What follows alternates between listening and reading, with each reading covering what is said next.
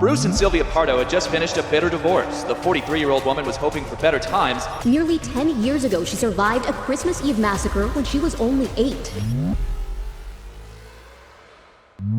Christmas Eve, a night meant for joy, love, and celebration. Families gather, laughter fills the air, and the warmth of togetherness becomes the spirit of the holiday. But in Covina, California, on December 24th, 2008, that spirit was shattered. At a quiet suburban home, the festive atmosphere turned into a scene of unthinkable horror. 9 lives were brutally taken, and the house was consumed by flames. The perpetrator, Bruce Jeffrey Pardo, a man dressed as Santa Claus, armed with deadly weapons and vengeance. He didn't come bearing gifts. Instead, he unleashed terror. But why? What drives a seemingly ordinary man to commit such a heinous act? I just knew I had to keep fighting, and I knew I would live my life to the fullest for each one of my family members. This is the story of the Covina Massacre, a Christmas tragedy that still haunts those who remember. The Ortega family was the embodiment of togetherness and tradition. Joseph, 80, and Alicia, 70, had built a legacy of love and family values over decades of marriage. They cherished Christmas above all, hosting a festive gathering at their Covina, California home each year. This celebration was more than a party. It was a cornerstone of the Ortega family, bringing their children, grandchildren, and extended relatives under one roof to share laughter, stories, and a hearty holiday meal. Their adult children, including Sylvia Ortega Pardo, had all carved out lives of their own, but made it a point to return home for Christmas Eve. For Sylvia, it was bittersweet. She was newly divorced from Bruce Jeffrey Pardo, and the emotional and financial strain of that separation lingered. Bruce Pardo, a 45-year-old former electrical engineer, appeared to live an ordinary life on the surface. He was a tall, outgoing man who enjoyed being the center of attention. A regular churchgoer, he had once been a volunteer usher at his local parish. But beneath this facade was a man wrestling with mounting bitterness, unresolved issues, and financial difficulties. His marriage to Sylvia had begun with promise when they wed in January 2006. However, cracks appeared early. Disputes over finances, Bruce's reluctance to share responsibilities, and Sylvia's children from a previous relationship strained their union. By early 2008, the couple had separated. The divorce proceedings were contentious, with Bruce ordered to pay $1,785 a month in spousal support, an amount that only deepened his resentment. The finalization of their divorce in December 2008 should have been the closing chapter of their troubled relationship. Instead, it became the trigger for something far more sinister. For Bruce, the holidays, once a time of cheer, now symbolized loss and humiliation, a toxic combination that set the stage for his descent into darkness. Christmas Eve at the Ortega home was a scene of pure joy. The family gathered in the warmly lit house, exchanging stories and sharing laughter. The smell of holiday dishes wafted through the air as Joseph and Alicia Ortega, the family patriarch and matriarch, hosted their children, grandchildren, and other loved ones. A spirited game of poker was underway at the dining table, while children played video games and chatted near the backyard. The atmosphere was alive with the kind of cheer that only comes from being surrounded by family during the holidays. As the night wound down, around 11:30 p.m., there was a knock at the door. An 8-year-old niece, brimming with excitement, ran to open it. "Santa Claus, Santa Claus," she exclaimed, her innocent delight lasting only a moment. Instead of a cheerful greeting, the man in the Santa suit pulled out a handgun and shot her in the face, instantly transforming the festive evening into a nightmare. Bruce Pardo, hidden behind the guise of Jolly Saint Nick, stepped into the house and unleashed a torrent of violence. Armed with 4 semi-automatic handguns, he fired indiscriminately, targeting family members as they screamed and scrambled for safety. The joyous celebration dissolved into chaos. Some partygoers dove under tables, others smashed through windows, and a few leapt from the second floor in a desperate attempt to escape.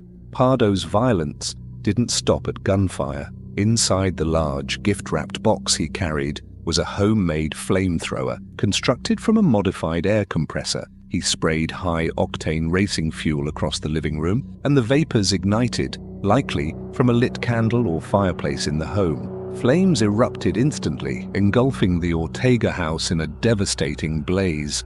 Amid the panic, survivors fought to save themselves and their loved ones. One woman managed to escape through a window with her 8-year-old daughter, the same child who had been shot at the door. What's your address? Ma'am, I understand. I need to know your address.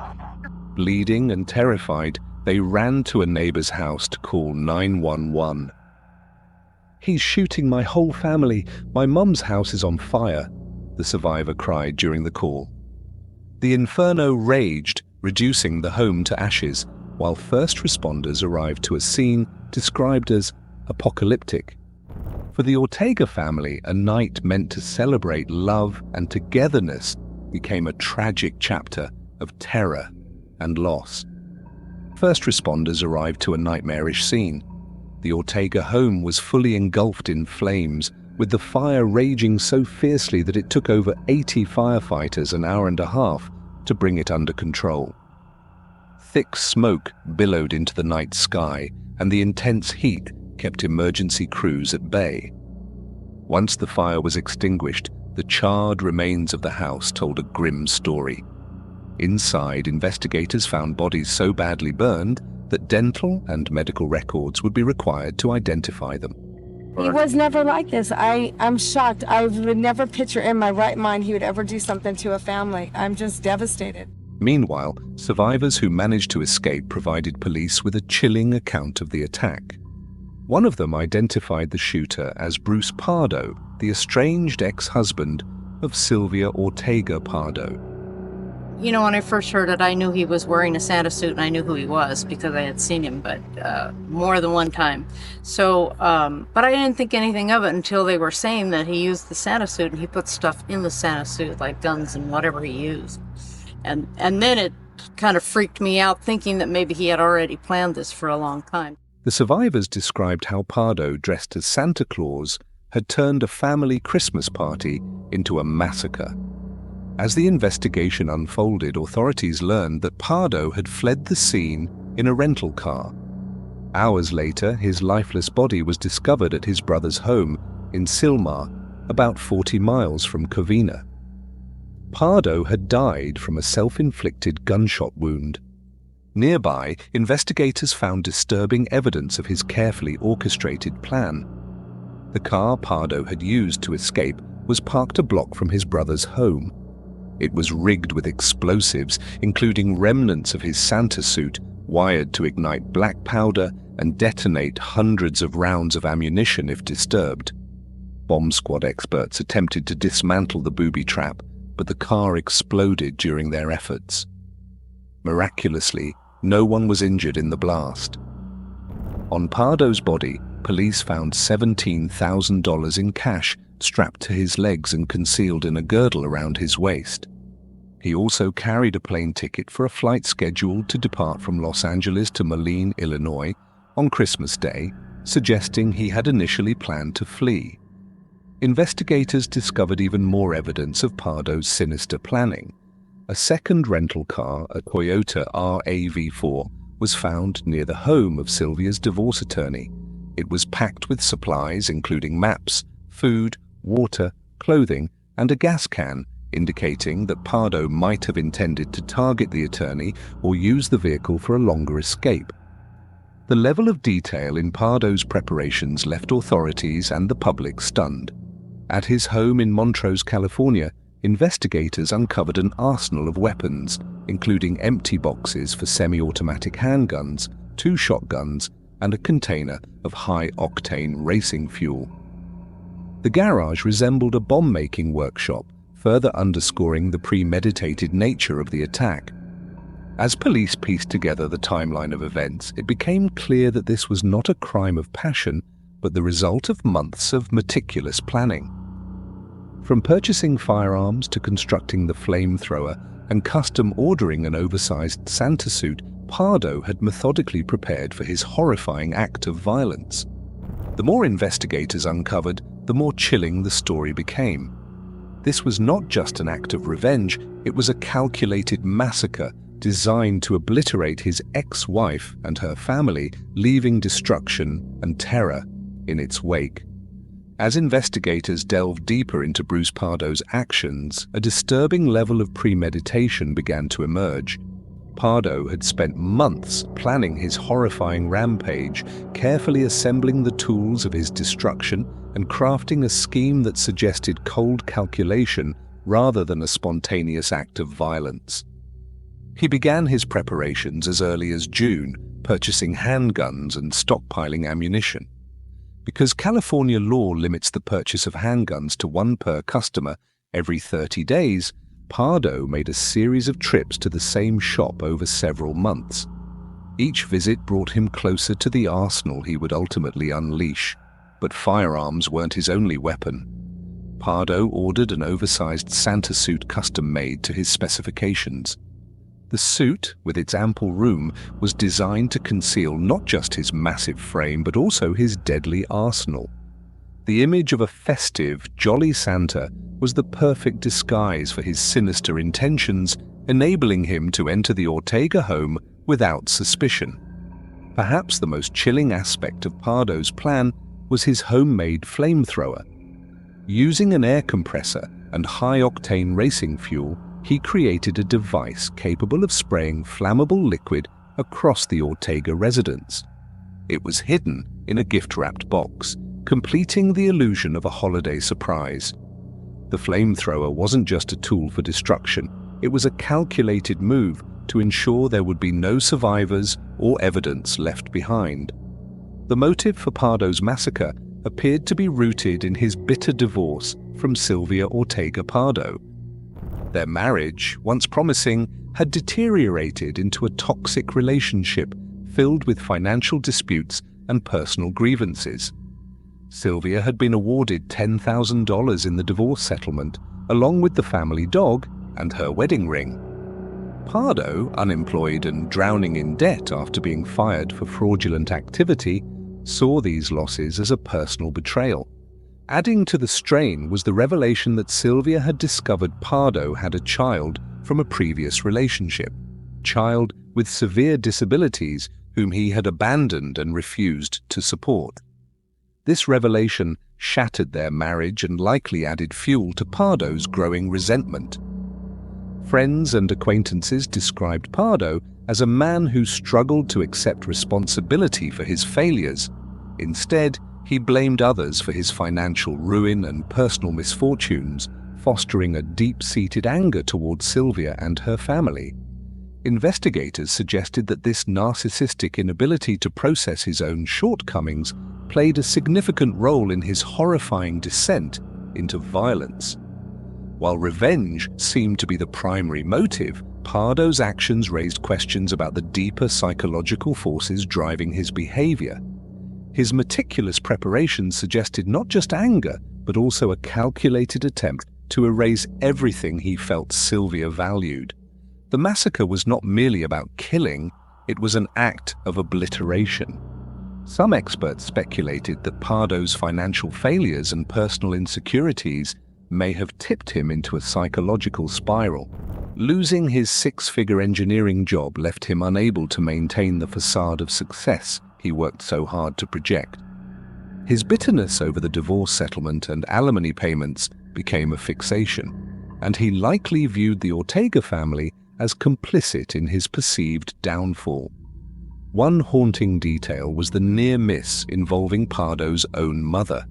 She had been invited to the Ortega family's Christmas Eve party, but chose not to attend due to feeling unwell.